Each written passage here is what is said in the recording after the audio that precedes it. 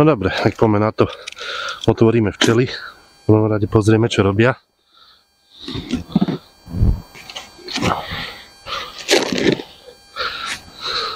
No, cez to len tak zmizlo.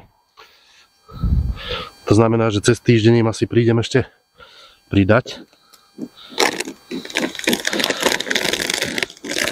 Lebo dával som im ho vlastne v nedeľu pred týždňom. A vidím, že včelám chutilo. Toto bolo s pelom a vlastne všetky, čo teraz dostali, boli s pelom.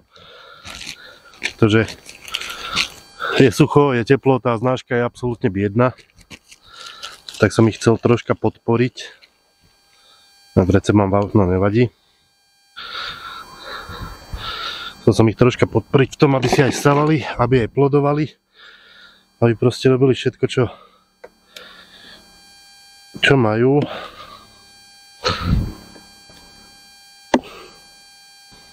No. Stavať stavajú, keď majú cesto, ale nosiť nie je z čoho.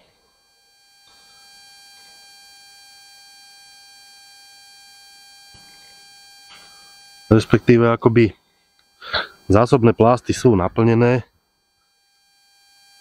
Vlastne toto sú medníkové ešte.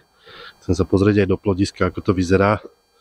Tu sme robili taký zberný medník, kde pri medobraní sme na pár rodinách spravili to, že také tie nezaplnené rámiky sme im dali na doplnenie. S tým, že uvidíme, či sa to bude točiť, alebo to použijeme na zimu ako na zakrmenie.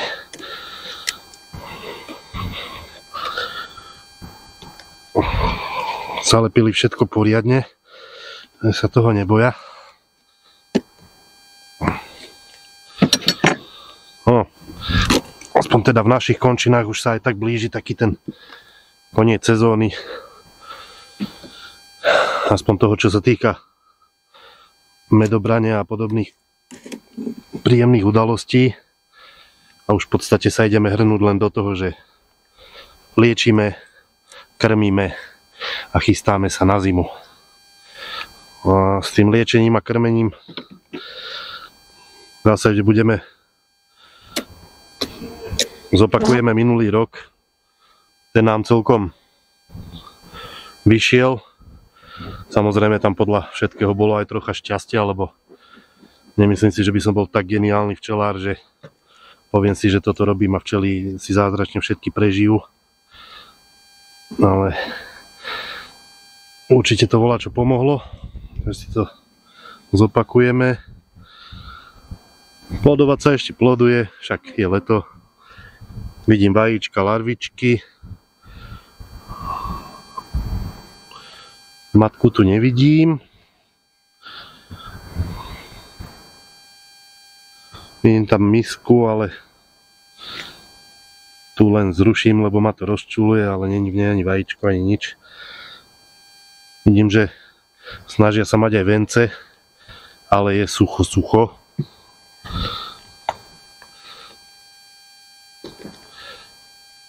Nie je to žiadna katastrofa, ako včely sú na tom tak, že v tom úli zásoby sú.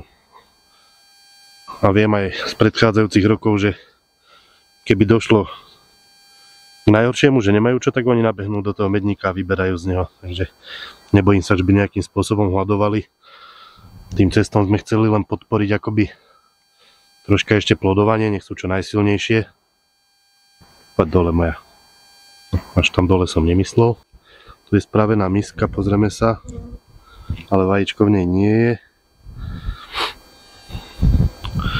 Ona rojovka, alebo taká tá rojová nálada už nejaký ten piatok dozadu, čo to bolo, lienka? Nejaký ten piatok dozadu už skončila, takže nemám nejaké špeciálne obavy z rojenia sa. Ale keď už som tu, tak sa pozriem. Tým ničomu neublížim.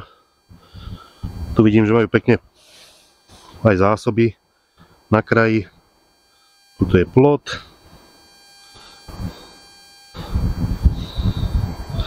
zásoby a plod. Dobre, nejdem ich ďalej ani rozoberať. Poupratujeme tento rámik naspäť.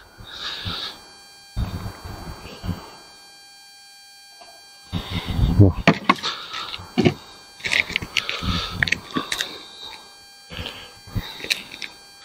Dáme im z toho ekovartínu. Pre tých, čo to nepoznajú, to je v podstate nejaká slovenská verzia Ekopolu. Tých možností, ako im to dať, je viacej. No. Aj to množstvo, ktoré im treba dávať, je rozdielne, ale keďže ešte nedávno mali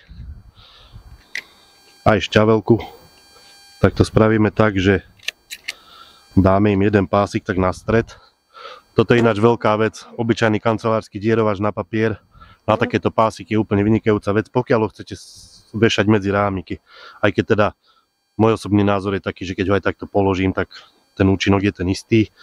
A ja som svojho času používal na toto vešanie špajdle a nosil som si sem milión vecí, ale rastie tu taká pomerne silná, vysoká tráva. Takže sa môžem tváriť, že som absolútne ekologický, že nedávam ani len tú špajdlu. Takto im dám krížom trávu, pekne to visí medzi rámikmi. Čiže okolo toho budú chodiť, aj tak im to bude zavadzať, tak sa to budú snažiť vyhryzávať a upratať. A tá vôňa v podstate, tie aromatické oleje, ktoré to obsahuje. Pozriem si ešte raz. Koriandrový, tymiánový, oregánový a metový olej. Tak klieštikovi to vadí, oslabuje, to môže padať. My to používame každý rok ako prevenciu, ale pre nás hlavné liečenie je kyselina šťavelová, či už teda pásiky, glycerínové pásiky s kyselinou šťavelovou, alebo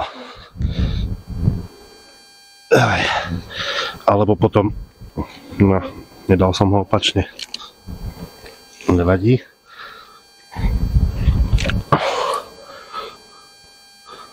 Alebo ešte teda máme taký strojček na sublimáciu kyseliny šťavelovej. Ten som teda nekupoval, lebo tie kupované mi prišli byť extrémne drahé, tak som si ho vyrobil. No, tiež to nebola nejaká raketová veda. Je na 12 V. To znamená, že mám možnosť doniesť si sem, ja neviem, autobaterku a zafúkať včely šťavelkou, čo už v podstate príde koniec júla, tak aj budem robiť popri krmení. Alebo je tu potom možnosť B, keďže tu sa dá zaparkovať autom pomerne blízko, tam mám auto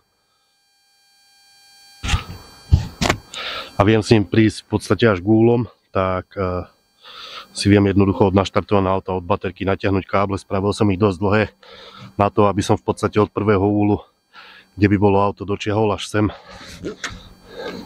Je to taká pomerne rýchla metóda, osvedčila sa nám minulý rok, tak to skúsime znova.